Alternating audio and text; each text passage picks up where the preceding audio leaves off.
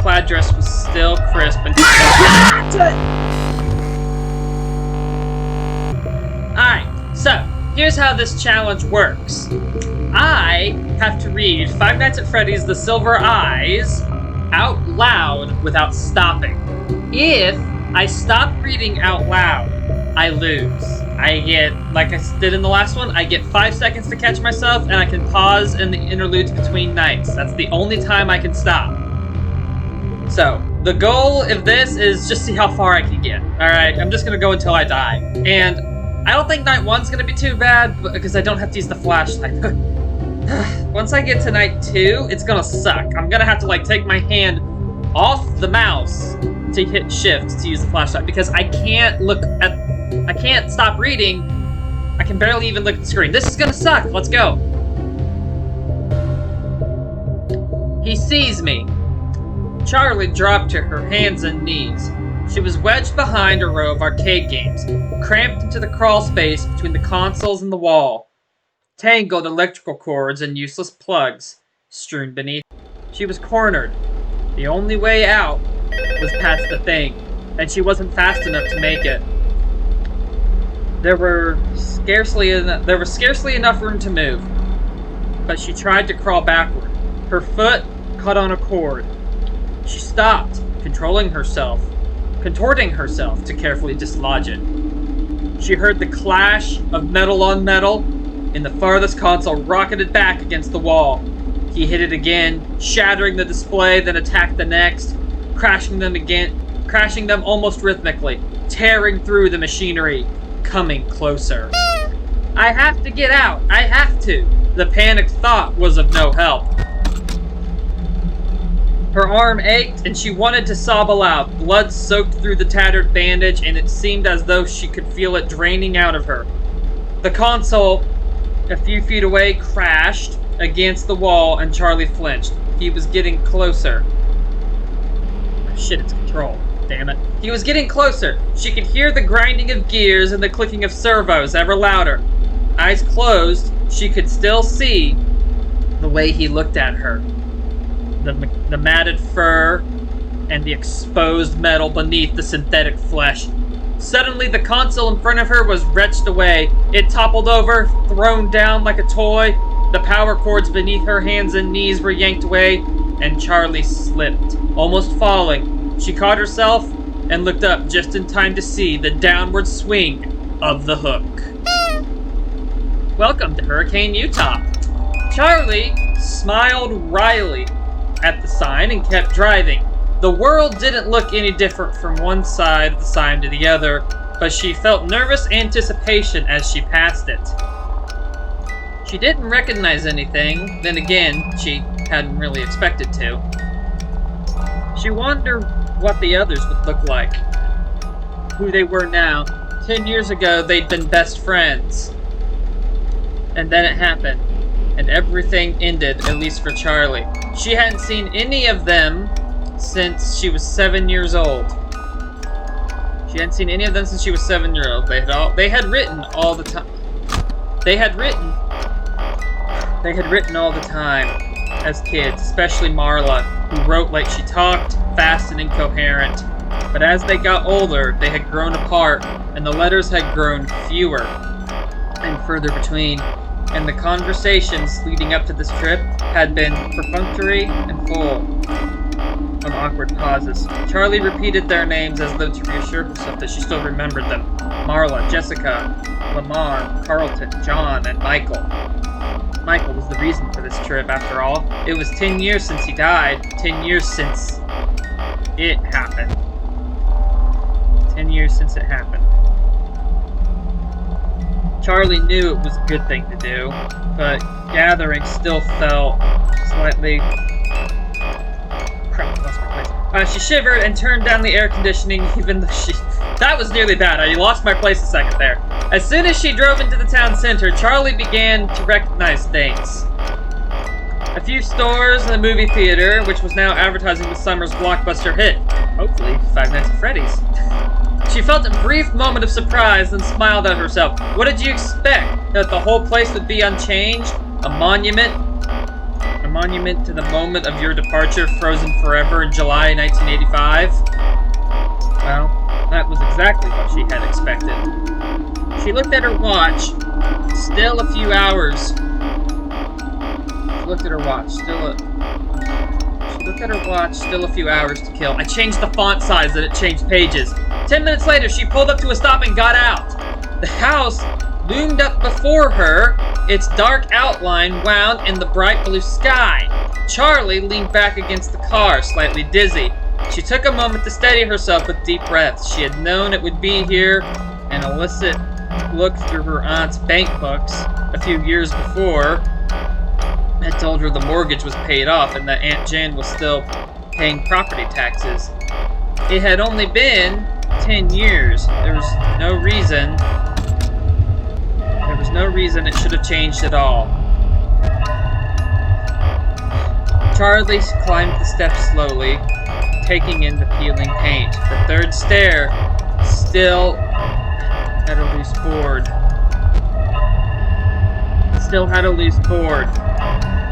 The door was locked, but Charlie still had her key.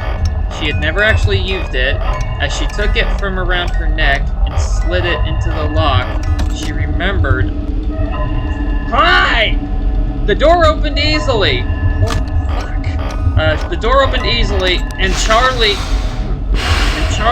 looked around.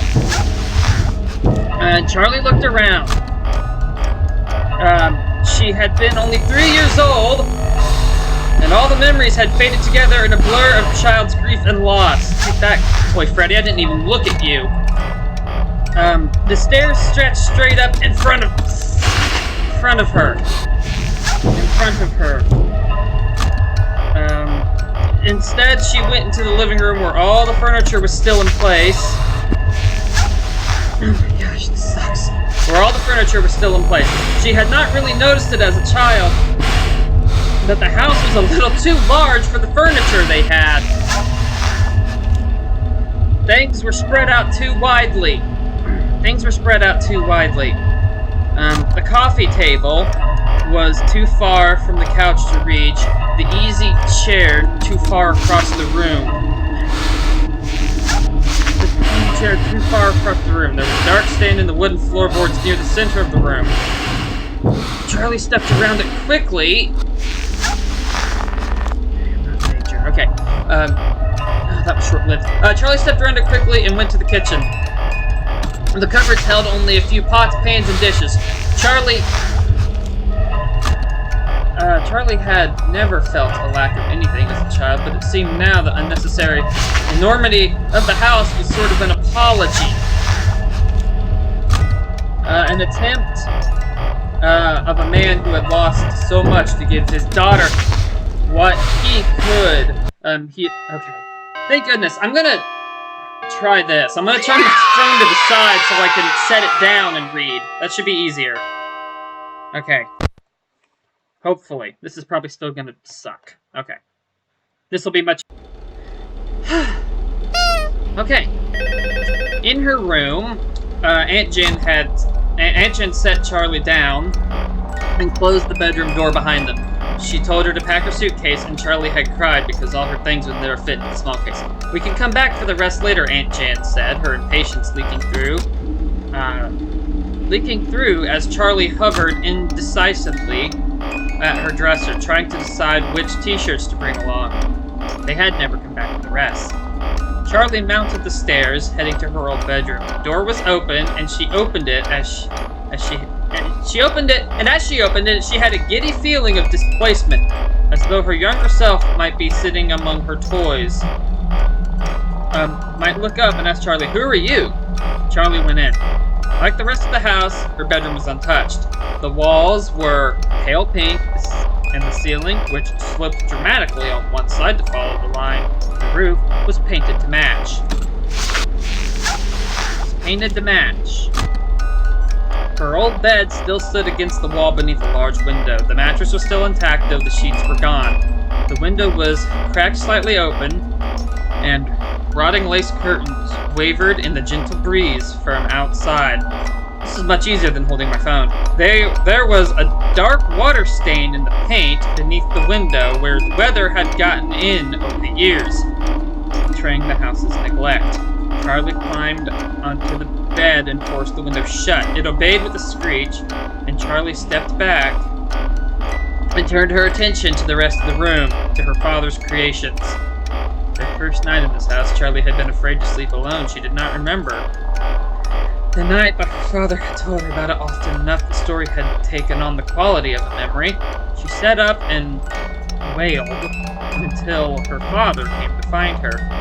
So still, don't worry about it. She had sat up and wailed until her father came to find her, until he scooped her up and held her and promised her he would make sure she was never alone again. She was never alone again. I love you. He didn't do much. He didn't do much. Only waved a hand, tilted his head to the side, and said in her father's voice, "I love you, Charlie." But it was enough to give her a night watcher. I think I skipped something, but whatever. No, it was enough to give her a night. It was enough to give her a night watcher, someone to keep her company when she could not sleep. Right now, Theodore stood in a white wicker chair in the far corner of the room. Charlie waved at him, but not activated. He did not wave back. After Theodore, the toys had gotten more complex. Some worked and some didn't. Some did not. Some seemed to have permanent glitches, while others simply did not appeal to Charlie's childish imagination. She knew her father took those back to the workshop and recycled them for parts, though she did not like to watch them dismantled. But the ones that were kept close, those she loved, they were all here now, looking at her expectantly. Ready for Freddy. Looking at her expectantly. Smiling, Charlie pushed the button beside her bed. It gave way stiffly. But nothing happened. She pushed it again, holding it down longer, and this time across the room, with the wary creak of metal and medical, the unicorn began to move. The unicorn, Charlie had named him Stanley for some reason she could no longer remember, was made of metal and had been painted glossy white. He trundled around the room in a circular track, bobbing his head stiffly up and down. The track squealed as Stanley rounded a corner and came to a stop beside the bed. Charlie knelt beside him on the floor and patted his flank. His glossy paint was chipped and peeling, and his face was given over to rust. Mangles here. His eyes were lively, gazing out of the decay.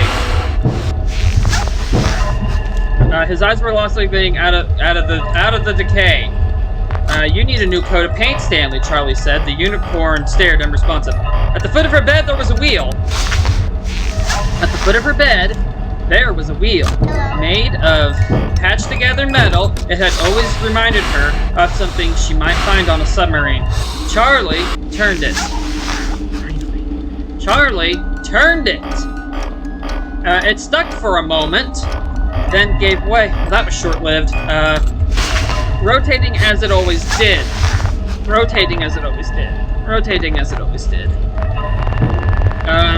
She sailed Ella on her track, the child-sized doll.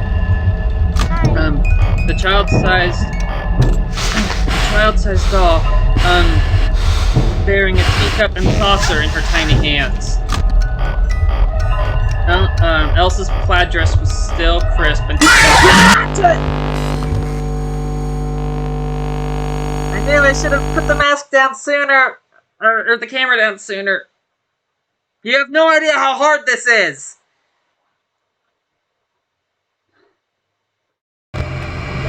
You have no idea how hard this actually is. I have to rely on audio only. I can't look at the screen for more than a second.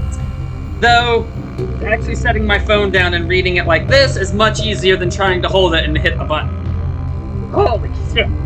The things I do to relax. The things I do to just chill out and relax. I play Five Nights at Freddy's. That sucked. That was way harder than doing this in FNAF 1. I got to night 3 at least in that one. Oh gosh, you know, that sucked. That was awful. Join me next time because we're gonna do it for FNAF 3. Hope to see you there. And hey, very excited for the movie news. Gotta love it. And obviously, I was reading FNAF The Silver Eyes. Go check out the actual book itself. Purchase it, read it in its entirety, and have fun. It's more Five Nights at Freddy's content for you to enjoy. And as a FNAF fan, since before this game even came out, it's so crazy seeing what it's become. You know, you got the movie coming out, the novels, and yeah. Anyway, I'm gonna quit ranting, and I'll see you in the next video. Go check out me doing this in FNAF 1. I'll put it in the description, and join me next week because I'll be doing this in FNAF 3. Can't wait. Have a good one, everyone!